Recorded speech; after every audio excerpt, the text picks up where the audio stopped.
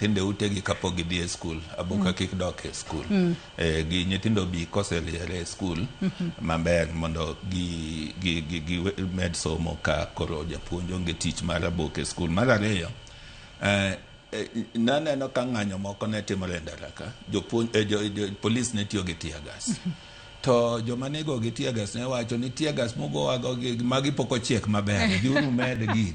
Ineno mano, that kind of attitude ema Mr. Kach wacho ni moko biro wacho ni kata uchwadwa kata utim nang'o wan aparo ni Gen Z moro wacho mano. Koro aparo ni that severe punishment mwadwa keto ni mondo wakete skul, aparo ni ok ayiego.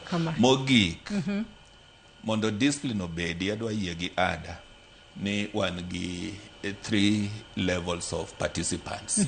Wan gi janyuol, let the parents play their role e ot kucha mondo wayud nyathi mabiro e skul mo oseiki moyie somo. Mar ariyo, wan gi japuonjre, ong'e gima kele skul, ok obi e skul mondo chwade, obi e skul mondo som, mondo rit mwandu mag skul makonye somo, mondo oyud tiegruok monego bed no oyude skul.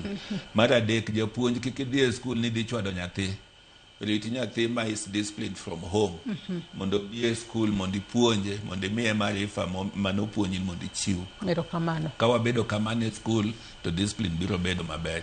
Nyithindo boluo nyithindo wetegi, seche miwang'o nyathi ma en nyathi ng'ato ma nyathi ma ne usomo godo, ok en gima ber nikech onge chik mirito gi hinyo joweteu.